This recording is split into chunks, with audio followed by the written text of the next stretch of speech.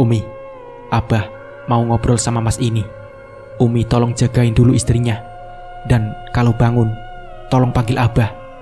Titah laki-laki parubaya itu pada istrinya, yang saat itu berdiri di samping Nunung, yang masih dalam keadaan tidak sadarkan diri. Iya Abah, iya, sahut istrinya lembut. Ayo Mas, ikut saya, ajak Pak Ustadz. Tono pun mengangguk dan mengikuti langkah Pak Ustadz menuju ruang tamu miliknya.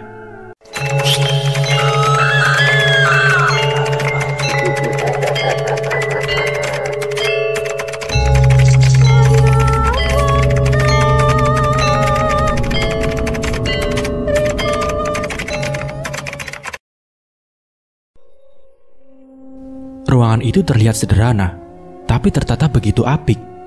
Terdapat 2 kursi panjang berbahan kayu yang saling berhadapan, yang di atasnya dilapisi oleh bantal busa bermotif bunga mawar. Silahkan duduk Mas, ujar Pak Ustadz, sembari menuang air putih dalam teko kecangkir yang ada di atas meja. Tono menurut dan duduk di hadapan Pak Ustadz. Ia menatap Pak Ustadz dengan wajah tegang. Mas, saya mau bertanya, sejak kapan istri Mas ini sering diganggu oleh jin? Tanya Pak Ustadz hati-hati. Begini Pak Ustadz, istri saya ini sering didatangi arwah orang yang ia mandikan. Sejak awal saya curiga Pak, kenapa sosok itu sering meneror istri saya, padahal itu saya pun seorang pemandi mayat. Begitu juga dengan kakak perempuan saya. Tapi yang selalu diteror hanya istri saya Pak. Jelas Tono panjang lebar. Pak Ustadz menyandarkan tubuhnya di bahu kursi. Ia menatap serius ke arah Tono yang sedang bercerita, seraya menarik kedua tangannya dan melipatnya di dada. Mungkin ada sesuatu yang membuat makhluk di sekitarnya itu merasa terganggu. Misal, dalam memandikan jenazah itu, kita tidak boleh membicarakan keburukan si mayit. Itu ada adabnya. Jin bisa menyerupai apa saja, memperdaya kita sebagai umat manusia. Jadi kita harap waspada. Sejatinya, arwah orang yang sudah meninggal itu tidak lagi ada urusan di dunia. Mereka akan menempuh perjalanan di alam barzah terlebih dahulu, sebelum ke alam akhirat. Jelas Pak Ustadz dengan raut wajah serius dan menarik tubuhnya tegap. Tono menyimak dengan seksama. Ia meraih gelas berisi air putih yang diulurkan Pak Ustadz dan meneguknya hingga kandas. Apa yang harus saya lakukan Pak Ustadz? Tanya Tono setelah ia merasakan dahaga itu hilang dari tenggorokannya. Lakukanlah ruqyah mandiri. Insya Allah gangguan itu perlahan memudar. Mungkin juga itu karena istri Mas sedang hamil. Biasanya orang hamil itu bau darahnya wangi, ujar Pak Ustadz seraya menyerahkan secari kertas berisi arahan ruqyah mandiri. Baca itu ya Mas. Dan nanti sepanjang perjalanan pulang, Mas Tono jangan lupa baca ayat kursi, sabung Pak Ustadz sebelum suara langkah kaki terdengar mendekat. Sontak Pak Ustadz dan Tono menoleh ke arah asal suara, di mana ternyata itu adalah suara langkah kaki dari istri Pak Ustadz yang datang mendekat. Abah, istri Mas ini barusan sudah siuman. Apa yang harus Umi lakukan, Bah? Tanya istrinya. Minumkan jamu tadi, Umi. Itu untuk menetralisir energi-energi negatif yang masih tersisa dalam tubuhnya, tutur Pak Ustadz. Iya Abah, sudah Umi suruh minum tadi, lapornya. Tak lama, terdengar lagi bunyi langkah kaki. Kali ini, ternyata Nunung yang keluar dari dalam kamar. Refleks, Tono langsung berdiri dan mendekati istrinya. Ia langsung menggapai tubuh istrinya yang sedikit sempoyongan saat akan melangkah mendekat Pak Ustadz dan juga Umi. Apa masih pusing? Tanya Tono, khawatir pada istrinya. Nunung menggeleng pelan, menatap heran sekitar. Kita di mana, Mas? Nunung balik bertanya. Kita di rumah Pak Ustadz, Nung. Apa kamu tidak ingat?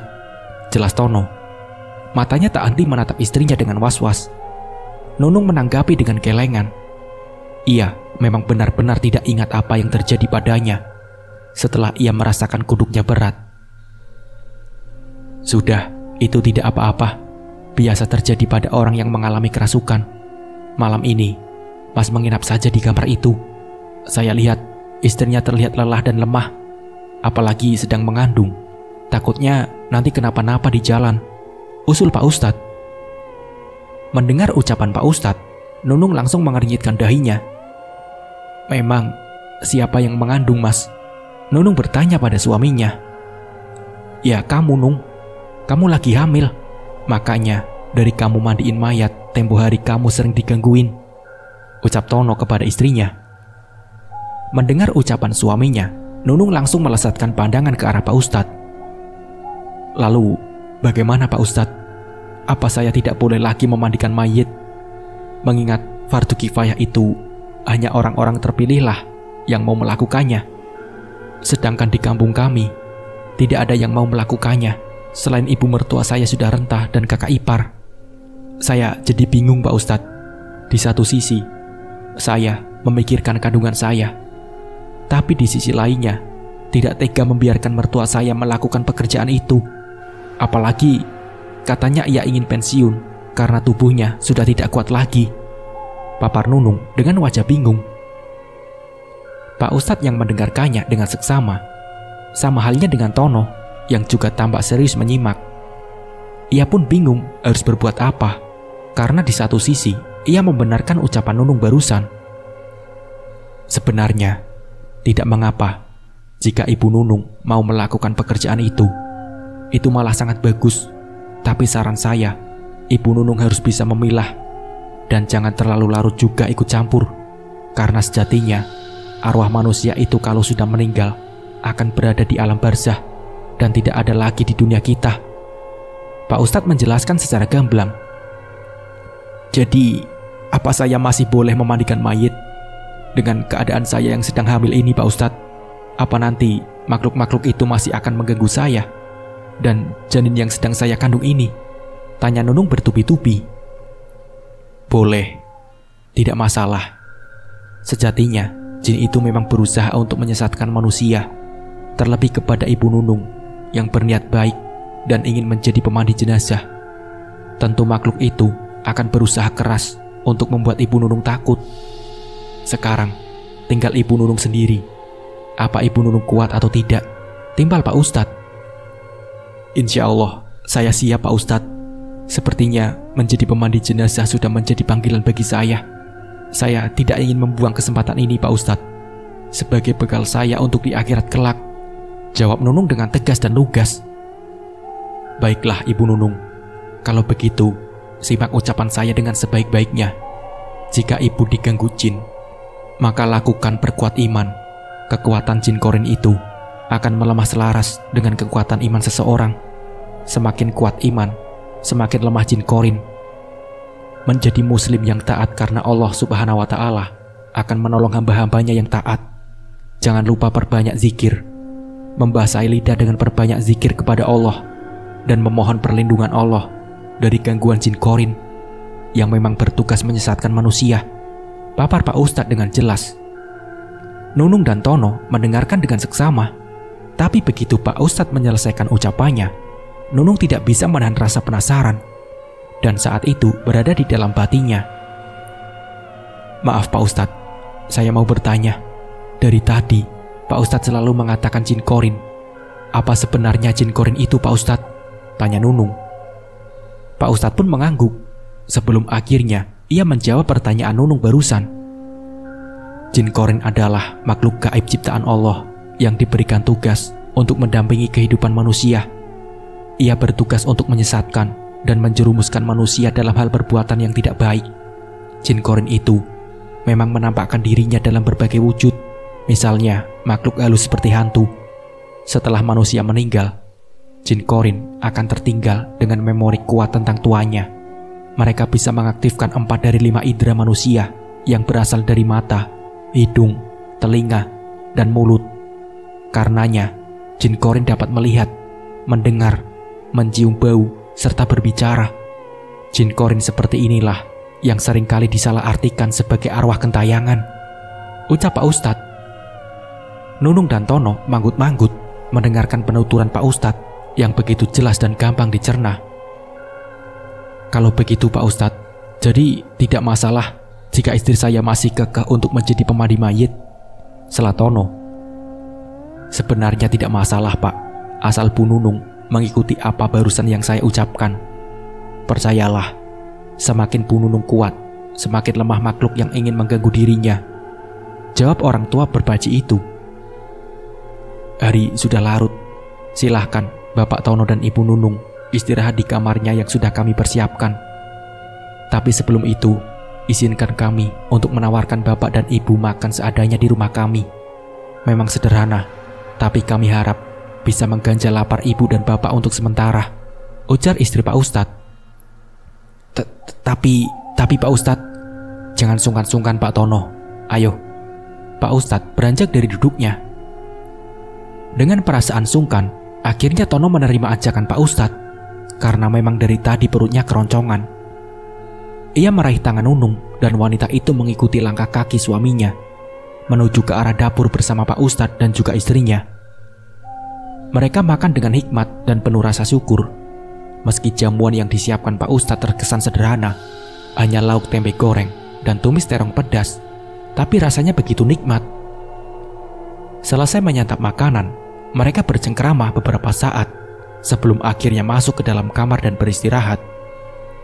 Di pagi harinya, saat Nunung dan Tono bersiap untuk pulang, Tono menyelipkan amplop putih yang berisi uang pada Pak Ustadz saat mereka bersalaman.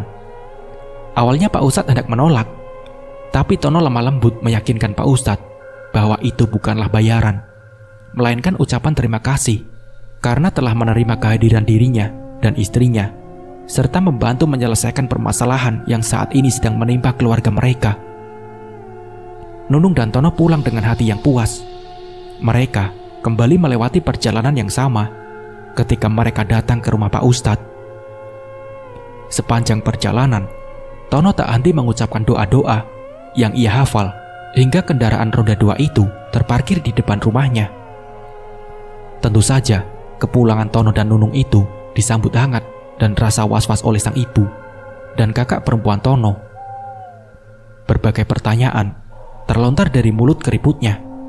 Begitu juga dengan kakak perempuannya. Setelah menjelaskan secara detail, barulah Sumini merasa lega. Ada perasaan bahagia juga mendengar menantunya itu akhirnya mengandung. Hari-hari setelah itu mereka lalui dengan perasaan senang dan bahagia. Tidak membahas perihal tentang memandikan jenazah, hingga tibalah hari itu, hari di mana Nunung kembali mengalami hal yang ganjil. Di dalam mimpinya, ia berulang kali bertemu dengan anak tetangganya yang menangis minta tolong. Karena terus-menerus bermimpi buruk, Nunung akhirnya memutuskan untuk bertandang ke rumah anak yang selalu datang dalam mimpinya itu. Tidak ada sesuatu pun yang aneh pada gadis kecil itu. Ia malah bertanya, "Kenapa tante melihatku seperti itu?" ucapnya. Yang tentu saja kalimat itu membuat orang tuanya menatap heran ke arah Nunung, yang sejak datang memang perhatiannya tidak lepas pada bocah kecil itu. "Kenapa, Mbak Nunung? Apa ada sesuatu yang bakalan terjadi dengan anak saya?" tanyanya. Nunung tersadar, ia menganggap itu hanya sekedar firasatnya saja, mimpi buruk sebagai teman tidur. Ia pun lega saat mendapati anak kecil itu sehat dan tidak kurang satu apapun. Setelah kejadian itu, Nunung tidak pernah lagi bermimpi tentang anak kecil itu, hingga ia kembali mendengar desas-desus tetangganya yang mengatakan jika sudah beberapa hari ini mereka tidak bertemu dengan anak kecil dan ibunya itu. Mungkin Mbak Siti lagi tinggal di rumah ibunya. Meski heran sih, Mbak Siti sama sekali tidak berpamitan. Biasanya kan apa-apa Mbak Siti selalu bilang, tapi suaminya ada terus di rumah. Cuma ada sedikit keanehan. Tiap malam, suaminya itu pasti pergi. Dia pulang cuma waktu siang saja. Sebelum kepergian Mbak Siti itu, aku sempat mendengar teriakan Mbak Siti. Ya, mudah-mudahan Mbak Siti tidak sedang bertengkar dengan suaminya. Nunung mendengarkan celotehan tetangganya itu di warung Bu Sulis. Ia tidak ikut berkomentar. Otaknya kembali dirasuki dengan pikiran-pikiran buruk dan menerka-nerka. Apa ini ada hubungannya dengan mimpinya tempo hari? Apakah mungkin terjadi sesuatu dengan kedua orang itu? Gumam Nunung. Walaupun kembali ke rumahnya dengan membawa tentengan belanjaan yang ia beli dari warung Bu Sulis, Nunung sempat menoleh ke arah rumah anak kecil itu yang memang terlihat sepi dan seperti tidak ada kehidupan di dalamnya. Ia lalu menghentikan langkahnya dan memperhatikan rumah itu dengan seksama. Ada sesuatu yang membuat Nunung begitu penasaran dan enggan untuk beralih dari tempat itu. Dek! Jantung terasa berhenti berdetak saat ia melihat siluet seseorang sedang melintas dari dalam rumah. Hordeng tipis itu seperti membentuk suatu bayangan seseorang yang berdiri di baliknya dan seolah sedang memperhatikan dirinya. Apa mungkin Mbak Siti dan Laila sudah pulang? Nunung berbicara pada dirinya sendiri. Didera rasa penasaran, Nunung melangkahkan kakinya menuju rumah itu. Ia yakin sekali ada orang di dalam rumah itu. Namun ketika ia semakin dekat dengan rumah itu, ia merasakan sesuatu yang janggal. Bulu kuduknya seketika meremang. Nunung pun menceritakan, "Kurasakan ada sesuatu yang menepuk pelan bahu sebelah kananku. Aku terjingkat dan serta-merta menoleh ke arah belakang. Samar-samar, aku melihat seseorang sedang berdiri di belakangku. Perlahan, aku memutar tubuh dan benar saja, seorang laki-laki tinggi sedang berdiri, hanya dalam jarak beberapa senti dari tempatku berdiri. Aku mendongak dan laki-laki itu mundur beberapa langkah. Ia menatap heran ke arahku dan memindai tatapannya. Ia menatap heran ke arahku dan memindai tatapannya melihat ke arah jendela rumah yang tampak kosong itu. Mbak Nunung, lagi cari siapa?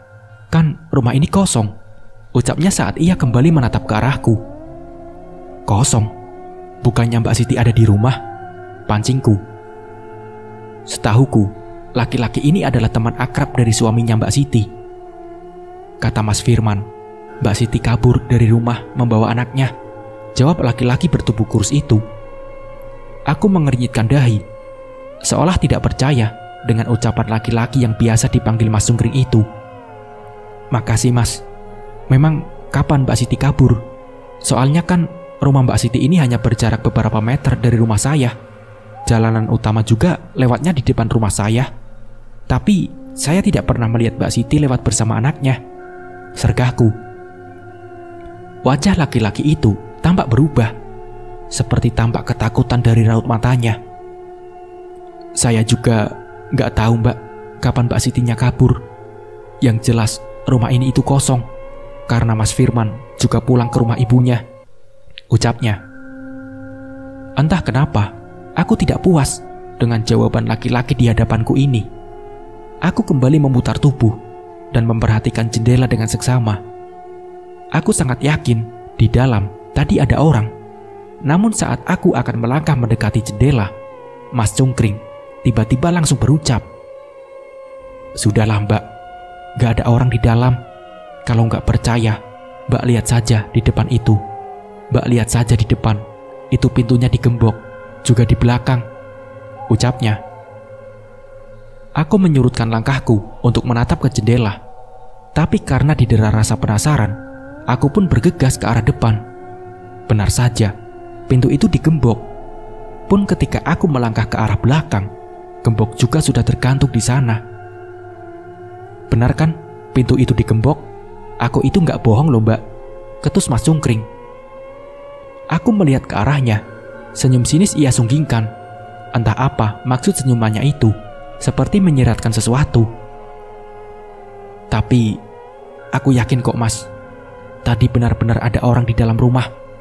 Aku masih kekeh dengan pendapatku, karena bayangan itu tergambar jelas di mataku. Mbak, kok bisa-bisanya sih jadi orang itu keras kepala? Orang jelas-jelas rumah ini kosong. Mbak sendiri kan sudah membuktikan. Di pintu belakang dan di pintu depan kan digembok Mbak.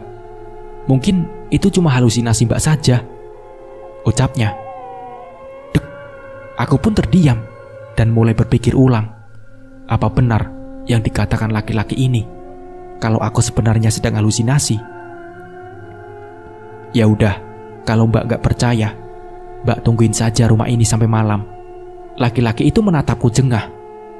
Ekor matanya sempat melihat menatap ke arah rumah. Tapi setelah itu, ia memutar tubuhnya dan pergi meninggalkanku yang masih tetap berdiri di tempat. Lagi-lagi, bulu kuduku meremang saat laki-laki itu pergi. Seperti ada yang menghembus dan membuat bulu-bulu itu berdiri. Aku pun memutar tubuh dan menatap ke arah jendela untuk yang kesekian kali. Anehnya, kakiku seolah enggan beranjak dari tempat itu. Tapi aku menyadari jika aku terus di tempat itu akan membuat orang-orang yang lewat akan curiga kepadaku. Mungkin ini dampak mimpi tempo hari. Jadi aku terus kepikiran tentang Mbak Siti dan juga anaknya. Aku berbicara pada diriku sendiri. Kuhirup udara sekitar yang segera memenuhi rongga-rongga paru-paruku, dan kuhembuskan perlahan, berharap Mbak Siti dan juga anaknya baik-baik saja, dan mimpi itu hanyalah kembang tidur semata. Aku lalu berbalik dan melangkah gontai menuju rumah, seraya membawa tentengan belanja yang akan segera aku olah menjadi sebuah masakan. Di sepanjang perjalanan menuju rumah yang hanya beberapa meter saja, pikiranku terus tertuju pada bayangan di dalam rumah. Apa mungkin lagi-lagi aku diganggu jin? Bukankah aku sudah melaksanakan apa yang disuruh Pak Ustadz tempo hari?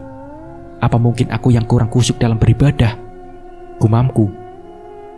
Tanpa kusadari, kaki ini ternyata telah membawaku ke halaman rumahku. Dengan perasaan yang masih bimbang, kaki ini pun mulai menapak dan menjajaki tangga kecil yang merupakan akses untuk bisa masuk ke pintu utama. Saat memasuki pintu, mataku bertemu pandangan dengan mata ibu yang saat itu terlihat heran saat melihatku. Wanita renta itu sedang duduk di depan televisi yang saat itu sedang menyiarkan berita kriminal. "Kok baru pulang, Nung? Lama banget ke warung Sulis," protes ibu. "Iya, Bu. Nunung tadi mampir ke rumah Mbak Siti. Penasaran soalnya. Tadi ibu-ibu di warung sedang ngerumpiin Mbak Siti." Aku menjelaskan, seraya duduk di kursi rotan di samping ibu. "Loh, memangnya Siti kenapa?" "Oh ya, ibu baru sadar. Sudah lama ibu nggak lihat Siti sama anaknya lewat. Biasanya kan kalau pagi-pagi sering beli sarapan di warung Lilis," ungkap ibu. "Iya, Bu, nggak tahu juga aku. Ada yang bilang Mbak Siti pulang ke rumah orang tuanya karena dia ribut sama Mas Firman, Bu. Tapi anehnya nggak ada orang.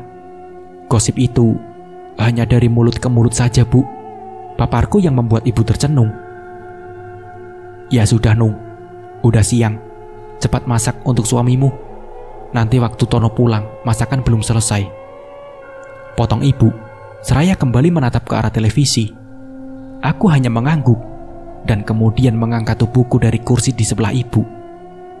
Namun seperti ada yang mengganjal di dalam hatiku. Apa benar Mbak Siti memang pulang ke rumah orang tuanya? Selesai berjimak, aku bermaksud merebahkan badan karena kulihat Mas Tono sudah terlelap. Aku ingin menyusulnya ke alam mimpi, tapi ada sesuatu yang sesak yang ingin segera dituntaskan. Aku menoleh ke arah Mas Tono. Tampak sekali gurat kelelahan di wajahnya. Ingin rasanya untuk memintanya menemaniku keluar menuju toilet. Karena tidak bisa kupungkiri, aku masih trauma dengan kejadian Mbak Lastri tempo hari. Lagi pula, saat ini aku sedang mengandung. Dan kata orang, kalau wanita hamil itu wangi dan rentan bertemu dengan makhluk halus. Meskipun sudah beberapa kali aku bertemu dengan makhluk tak kasat mata, aku selalu berdoa untuk tidak lagi berurusan dengan mereka.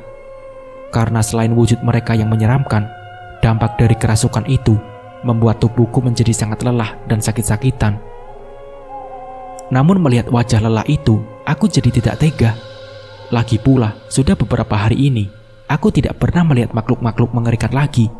Mungkin karena apa yang diperintahkan dengan Pak Ustadz telah aku jalani. Aku pun memilih untuk pergi ke toilet sendiri, karena sudah tidak tahan lagi.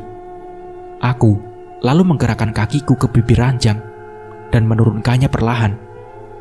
Tapi saat kakiku menjejak di lantai, kurasakan ada sesuatu yang dingin menyentuh kakiku. Aku terdiam, Tubuhku seketika membeku. Awal yang hanya sentuhan itu berubah jadi cengkraman yang cukup kuat. Aku lalu menatap ke bawah dan kelopak mataku langsung melebar saat kulihat tangan kecil berwarna pucat yang ternyata mencengkram kakiku. Sekuat tenaga, aku memberanikan diri, mendorong tubuhku ke depan untuk melihat lebih jelas apa yang saat itu ada di bawah tempat tidur. Dan ternyata ada sesuatu di bawah. "Ada apa, Nung?" tanya Mas Tono.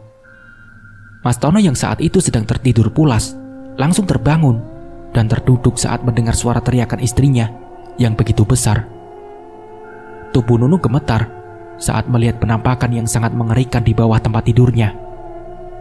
Seraut wajah pucat menatapnya dengan tajam, dengan bola mata berwarna putih, berambut panjang terurai hingga menutupi separuh wajahnya. Makhluk itu menganga lebar hingga terlihat koyakan di kedua sisi bibirnya. Seketika Nunung berteriak dengan menutup matanya, hingga suaminya terbangun karena dirinya. Itu Mas, ada hantu di bawah tempat tidur," ucap Nunung seraya menuju ke bawah tempat tidurnya. Tono dengan sigap bergerak ke arah pinggir kasur dan melongok ke arah bawah. Tidak ada apa-apa di sana, seperti yang dikatakan Nunung barusan. "Istighfar, Nung, istighfar. Bukankah kata Pak Ustadz kamu harus banyak berdoa agar tidak ada lagi yang mengganggu kamu?" ucap Tono. Nunung mengangguk pelan dan berulang kali mengucapkan istighfar. Dadanya yang semula berdetak sangat kencang perlahan mulai tenang. Sedangkan Tono beranjak dari sisi ranjang ke nakas, tak jauh dari mereka. Ia meraih air minum yang ia letakkan di atas nakas dan memberikannya kepada Nunung. Nunung meminumnya sedikit dan kemudian berkata, "Antarkan Nunung ke kamar mandi, Mas. Sebenarnya dari tadi memang kebelet pipis, tapi Nunung tahan," ucap Nunung. "Ya udah, ayo," jawab Mas Tono. Tono lalu mengulurkan tangannya dan Nunung langsung meraihnya. Mereka berjalan ke arah kamar mandi yang terletak di luar rumah secara beriringan dan sembari bergandengan tangan. Sepanjang perjalanan menuju kamar mandi yang jaraknya cukup jauh dari rumah, Nunung merasa seperti ada yang memperhatikan mereka. Sesekali Nunung memperhatikan sekitar, tapi tidak ada satupun yang mencurigakan. "Ah, mungkin hanya perasaanku saja," batin Nunung. "Mas tunggu di luar ya, Dek," ucap Tono saat mereka sampai di depan pintu kamar mandi. Nunung tampak ragu saat akan memasuki kamar mandi. Ia lalu menoleh ke arah suaminya dan bertanya, "Mas tunggu di sini kan? Gak jauh-jauh," ucap Nunung. Tono pun mengangguk. "Iya, Mas tunggu di sini. Kamu masuk cepat," ucap Tono. Nunung pun menurut. Ia mengangkat kakinya dan mendorong pintu kamar mandi perlahan. Gelap. Nunung lupa membawa lampu teplok sebagai penerangan. "Mas, lampunya mana, Mas?" tanya Nunung. "Oh iya, lupa, Dek," jawab Tono. Nunung cemberut. Bisa-bisanya ia dan suami lupa untuk membawa penerangan. Mau kembali ke dalam rumah pun rasanya percuma, karena jarak rumah dan juga kamar mandi yang lumayan jauh. Sedangkan ia sudah tidak tahan. Nunung begitu saja mengunci pintu dan langsung berjongkok di atas WC. Matanya hanya menangkap sinar lampu samar-samar dari lubang ventilasi. Pupilnya pun melebar dan menyesuaikan dengan ruangan yang remang-remang. "Ah, lega," ucap Nunung saat hajatnya tuntas. Ia lalu membersihkan dirinya dan menyiram tempat pembuangan meskipun dengan meraba-raba karena ruangan yang gelap dan hanya sedikit cahaya dari luar. "Mas, Mas," panggil Nunung dari dalam kamar mandi, tapi tidak ada respon dari luar. Nunung sempat terdiam sejenak dengan alis yang menaut. Kemana suaminya? Tiba-tiba saja, kaki Nunung seperti menyandung sesuatu. Perlahan Nunung menurunkan pandangannya ke arah bawah. Suasana yang gelap membatasi pandangannya, tapi ia sangat yakin ada sesuatu di sekitar kakinya. Nunung ingin melangkah, tapi kakinya terasa terpaku dan sangat berat, seperti ada yang menggondelinya dan memaksanya untuk tetap berada di tempat. Siapa kamu? Apa yang kamu mau dariku? Ucap Nunung. Entah kekuatan dari mana, Nunung akhirnya memberanikan diri untuk bertanya. Ia sangat yakin itu bukan manusia, tapi makhluk tak kasat mata yang sama seperti di kamarnya. Nunung terlihat pasrah karena ia menyadari tidak mungkin berdoa di dalam tandas. Di saat itulah ia merasakan sesuatu seperti menjalari tubuhnya, seperti cengkeraman tangan, tapi tidak terlalu kencang menempel dan menjejaki tubuhnya. Tubuh Nunung membeku, merasai jejak tangan dingin yang menjalar dari kaki hingga bagian atas tubuhnya. Jantung Nunung bertalu-talu, lidahnya rasanya keluh saat ia merasakan hembusan dingin tepat di belakang telinganya. Bukan aroma bangkai seperti yang biasa ia cium saat ada makhluk tak kasat mata mendekatinya, melainkan seperti gas amoniak berbau kotoran manusia yang sangat pekat hingga membuat Nunung menahan napas. Ingin beranjak dari tempat itu, ia tidak bisa. Tubuhnya seolah mati rasa dan sulit digerakkan. Tolong kami, Nung. Suara lirih sosok yang berada di belakang Nunung. Susah payah Nunung menggerakkan mulutnya, hingga akhirnya ia mampu untuk mengucapkan kata yang sejak tadi ada dalam pikirannya. Kau jin Korin, jangan ganggu aku, sentak Nunung. Tolong, Nung, tolong.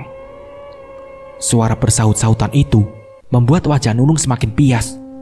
Mengapa suara mereka terasa sangat familiar di telinga Nunung? Nung, apa kamu pingsan, Nung? Kenapa kok dari tadi gak keluar-keluar? Panggil Tono.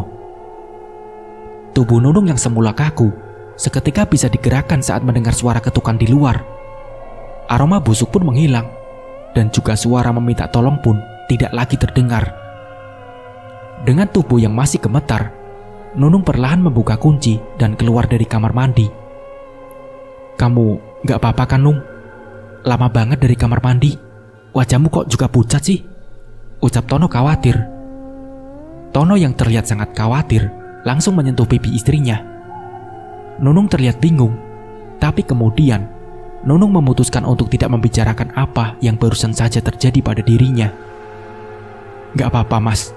Mas dari mana? Kok ada lampu teplok? Nunung menuju ke lampu minyak yang saat itu berada di tangan kanan suaminya. Oh iya, Nung. Waktu kamu nanyain lampu, Mas langsung buru-buru ngambil lampu teplok. Tapi waktu Mas sampai di sini, Mas panggil-panggil gak nyaut, terang Tono, yang membuat nama Nunung mengernyitkan dahi. Padahal dari tadi aku tidak mendengar suara Mas Tono. Baru saat aku mau keluar, inilah aku mendengar suaranya, batin Nunung.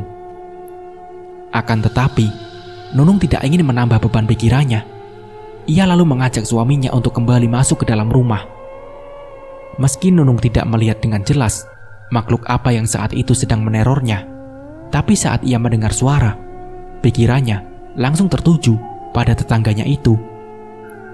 Semoga itu hanya perasaanku saja, pikir Nunung sebelum akhirnya ia masuk ke dalam kamar. Kembali sudut pandang Nunung. Pagi-pagi sekali, ku dengar suara Mbak Lastri di belakang sedang berbincang dengan ibu. Aku yang saat itu baru saja membereskan kamar, langsung melangkah menuju dapur di mana ibu dan Mbak Lastri berada. Iya, Bu, itu orang-orang sedang heboh. Orang tua Siti berani bersumpah kalau anaknya itu tidak pulang ke rumah mereka, ucap Nunung. Lah, emang Mbak Siti nggak pulang ke rumahnya? Tapi Nunung dengar kemarin, ucap Nunung. Iya, Nung, Mbak juga dengar. Itu kan sekarang lagi ribut, lagi manggil Firman. Orang Firman gak pulang-pulang, rumahnya kosong gak ada orang, sahut Mbak Lastri saat aku menyela ucapannya. Rasa penasaran kian membuncah saat mengingat tadi malam aku mendengar suara Mbak Siti dan juga anaknya. Nung, gak usah ikut campur. Ibu tiba-tiba menimpali. Aku dan Mbak Lastri saling pandang. Rasanya ingin sekali aku mengungkapkan kejadian-kejadian aneh yang terjadi beberapa hari belakangan ini. Tapi aku rasa mertuaku tidak akan percaya. Enggak, Bu. Nunung janji tidak akan ikut campur. Janjiku, seraya mengangkat tangan dan menunjukkan dua tanganku. Wanita itu mendesah dan mengangguk pelan. Ya udah, hati-hati. Ingat anakmu. Pesannya yang langsung kuangguki. Mbak Lastri pun ikut denganku ke arah rumah Mbak Siti, di mana semua orang ternyata sudah ramai berkumpul. Saat kami tiba, ternyata Bang Firman sudah diinterogasi oleh warga dan keluarga dari Mbak Siti. Bang Firman terlihat kekeh dengan ucapannya kalau Mbak Siti pergi dari rumah dengan membawa anak semata wayang mereka. Gontak-gontokan pun terjadi di antara mereka. Sedangkan orang tua dari Mbak Siti pun berani bersumpah jika anaknya tidak pulang ke rumah. Buntut dari keributan itu, keluarga meminta untuk menggeledah rumah Bang Firman karena merasa ada yang tidak beres. Sedangkan Firman dengan keras melarang untuk memasuki rumahnya. Keributan kembali terjadi.